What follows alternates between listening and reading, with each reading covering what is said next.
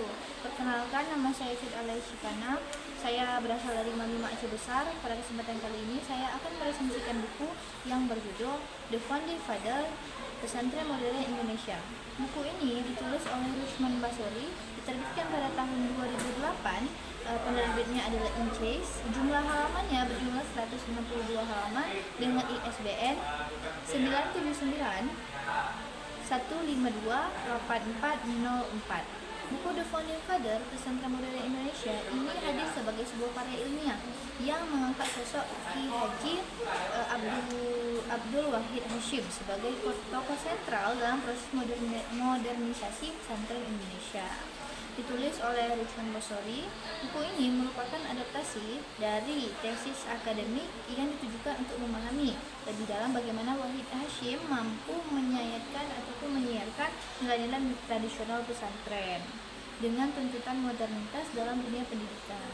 Dalam konteks pendidikan Indonesia, dalam konteks sejarah pendidikan Islam di Indonesia, sosok Wahid Hasyim seringkali belum mendapatkan perhatian yang memadai. Buku ini menjadi upaya penulis untuk menunjukkan bahwa modernisasi tidak harus bertentangan dengan tradisi, bahkan dapat berjalan beriringan.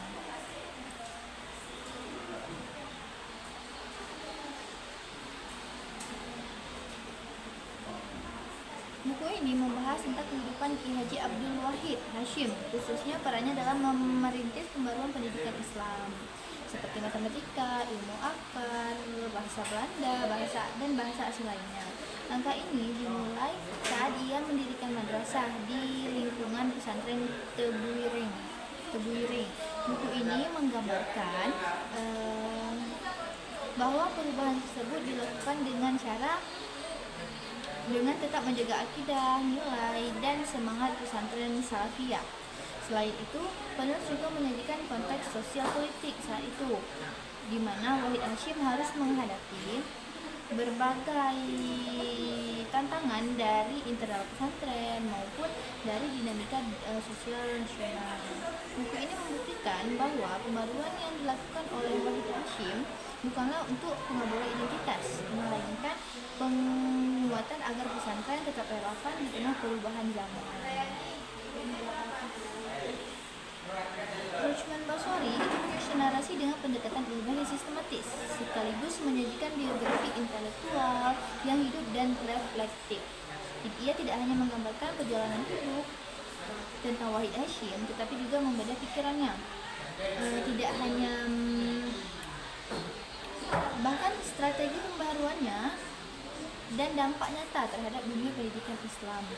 Salah satunya kekuatan dari buku ini adalah terletak pada kemampuan penyampaian gagasan besar dan pendekatan historis atau sosiologi yang kontekstual. Meski demikian, penulis cenderung lebih fokus pada sisi positif dan pembaruan yang mungkin muncul. Selain itu, buku ini minim data kuantitatif atau ilustrasi konkret, misalnya seperti tabel, grafik, atau dokumentasi visual, yang mungkin bisa menambah bobot ilmiah dan pengetahuan umum dari buku ini. Secara keseluruhan, buku ini memiliki beberapa keunggulan yang dapat diapresiasi. Pertama, topik yang diangkat sangat relevan dengan dinamika pendidikan Islam saat ini, terutama dalam upaya integrasi antara pendidikan agama dan umum.